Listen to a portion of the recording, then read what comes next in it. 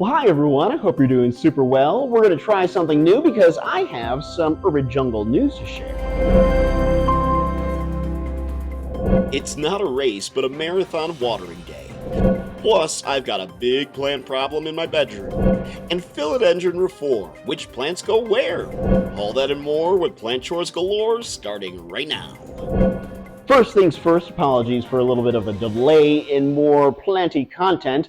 I came down with food poisoning and was down for the count for a week, which meant I had to get right to taking care of my plants. I went 5 days without watering any of them. Mind you, some hadn't been watered for a week prior, and during that entire time, I did not fill up one humidifier. So all of my plants, while I was sitting there sick, were also sick as well without their humidity. And fortunately, after a marathon run of watering and getting them back in tip-top shape, all the plants are doing well yet again. But first, I want to talk to you guys about an issue that I'm dealing with in my bedroom involving a certain plant. And for that, we turn over to the other Kevin, who's in my room right now. Kevin. So this is my bedroom where there are more plants, of course, and this right here is the focus for this portion. This is one of my bird of paradise cuttings, a cutting that I took from the mother plant. This was, gosh, probably 2 years ago now,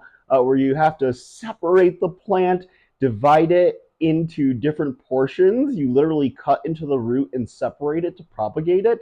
It is a very stressful situation, and I highly don't recommend it to anybody.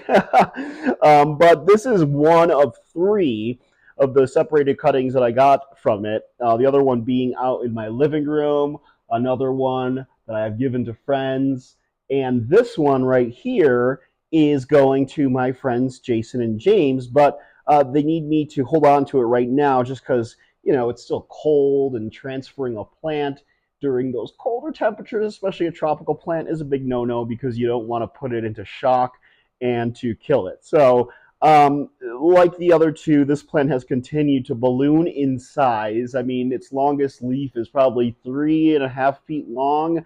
This is a new leaf that just started popping out, gosh, I think 2 or 3 weeks ago. And as you can see, the issue is that because I don't have a whole lot of space in my apartment for it, because I have plants like everywhere else taking up space, I had to put this one in my room, and I love it being here in my room because it gives that tropical vibe. But because it's so far away from the window, which is western facing all the way over there, this thing has been stretching and bowing out this way. And so ultimately, I know what I need to do, and that is to just kind of like take it out of its pot, reposition it, and things will be great. Once again, the thing will continue thriving. But I just don't have the time to really do that because I'm dealing with, just maybe a couple other plants in the interim. So what we're going to do is, you notice up there, I have a hanger, a plant hanger that I've had up there for probably about 2 years now also. And I haven't taken it down, and I'm glad I haven't because it's going to be of really good use now, where I'm just going to take some twine and pull the plant back, hopefully. My concern is that, and I don't mind it looking like this because it's cool, like it hangs over my bed, and this chair over here just kind of adds to that, like I was saying, the jungle vibe. But my concern is that it's going to stretch so much that maybe it'll snap, and I don't know if that would happen, but I don't want to risk it.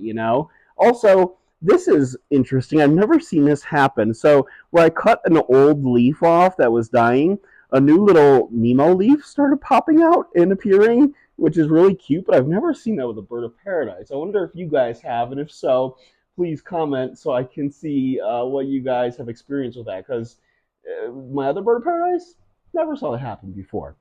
So what we're going to do is just take this letter out of my closet, and I know that because I've tried like pushing it back, and I know I don't want to like stress it out too much, but I think if I can get it up just a bit like that, and you'll notice that I've already tied some twine around its branches and stems rather, because that was an issue that was popping up probably about a year ago, where its stems were just kind of going all over the place, and I needed to control it more. So I have some twine with me here, and what we're going to do is just kind of try to tie around here, and hopefully, guys, this will solve the problem in the interim. And I am going to repop this for my friends Jason and James before I send it off to them later on this spring as temperatures warm up, just so the plant's like repositioned and not kind of, just basically like all over the place like it is now. So this should be hopefully really simple. I say that, but I'm also not confident that it's going to be simple.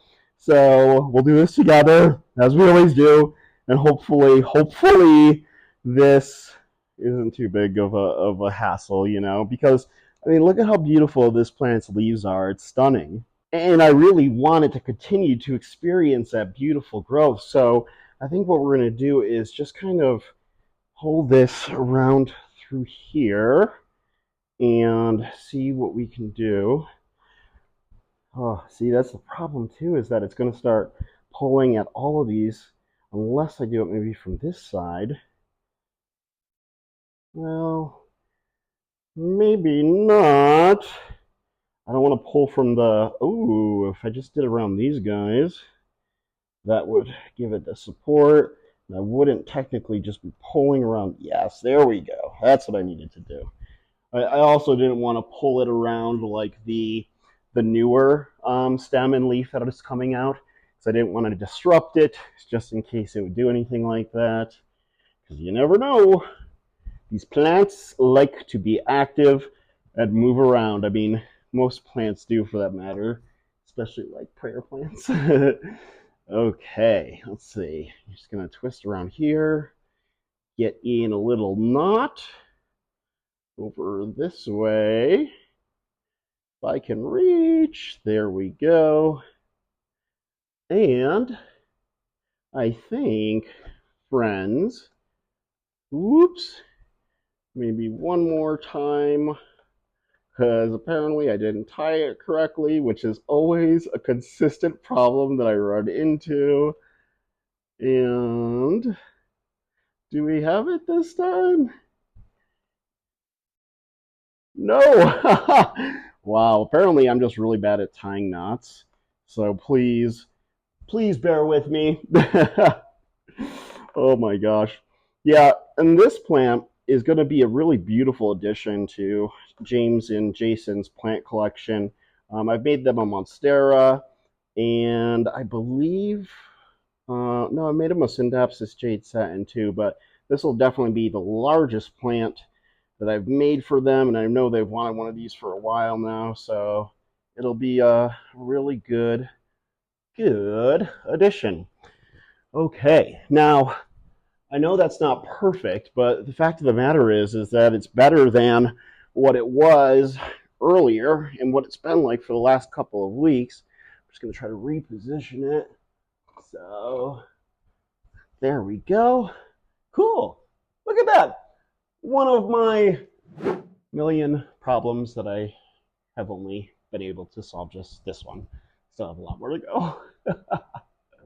Such a beautiful plant. I can't wait to see how it continues to hopefully stay straight up. All right, so this is something interesting and something I want to incorporate more into my episodes is a look into nature. And thanks to Monstera Magic, a Facebook post, we get to see what Monstera looked like growing in nature. Now, this picture is a really great representation because Monstera tend to grow in southern Mexico, Peru, Honduras, Venezuela, in those kind of regions where there is beautiful, warm, tropical weather with plenty of humidity. Did you know that Monstera in nature can grow up to 70 feet tall up on their vines, going up on trees?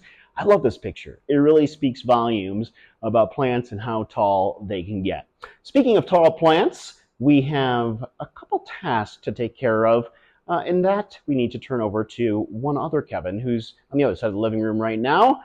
Kevin, we have too many tasks to take care of here, and that would involve the Philodendron gigas and the Philodendron gloriosum. The Philodendron gloriosum is situated over here in this corner, but as you can see, this beauty, one of my propagated plants, has pushed out a brand new leaf that is going to balloon in size like the rest of them have. The problem is that over here in this corner, I had it situated on the ground, and the new leaf was pushing up against the crates, which was not ideal. We'll get to that in a moment, but first, we need to focus on this beauty here, my Philodendron gigas. As I've mentioned in past videos, whoops, this beauty has been in my possession for a very long time now, almost going on like 4.5 years. And I needed to add another pole to it, and so I got some of the mail just the other day, and so now I'm ready to. This beauty has gone through so many problems over the years. It got attacked by some sort of pest at one point early on. This was probably in like 2021. And so I ended up propagating it, cutting it down, and then replanting it. I think I kept 2 leaves, and as you can see, this thing has blossomed into this beauty here. What annoyed me and killed me was that when I was watering it last, I didn't have enough support for its moss pole growing up, and so the plant tips over, and the new leaf that was popping out of here snapped off, and so it has grown in a new leaf in replacement, but you can see that there is some damage to that leaf, and that's because of the old new leaf. The old new leaf, stay with me here for a second, the old new leaf that was growing in snapped off, and so this one popped out, and it's probably not going to be the prettiest leaf, but I'll still find beauty in it regardless, and then the new leaf that grows in after that will be fine and dandy again. So all we need to do, because it was running out of space for climbing, as you can see, it was just right at the tip, so what we're going to do is just add in that pole, and then we're going to take some twine, and we're going to add some more support for this baby to climb up further and continue climbing. And what does this tell you, Kevin? That next time when you're watering, you need to be extra observant and keep an eye on your plants that you're watering with moss poles, because if they don't have the proper support, like mine didn't at the time, I did add in another stake to give it some added support, but man, oh man, it's easy for these things to tip over, and that's what happened, and I'm just glad that it bounced back, which I figured it would. I mean, philodendron are so resilient that it would be almost impossible for it not to. So now that I have it on there, just like that, and she can go back into her spot, which is just over yonder in this corner here, where we will focus our next efforts, which will be on another philodendron, of course, the beautiful Philodendron gloriosum. Just want to make sure she gets back into her spot. Her watering day isn't until Tuesday, so she'll be good. And there we go. Just like that, she's good. Actually, I do need to put this back up there, so just give me 1 second. There we go. Oh, and I did water the Alocasia cuprea, so just give me a second to put it back to. Hey, Alocasia cuprea, going back into your spot. Such a pretty plant. Isn't it such a pretty plant? I love this plant so much. And man, oh man, this plant was all gangly and growing all over the place until I put it underneath a grow light where it started growing in its correct ways that it should be, pointing upwards.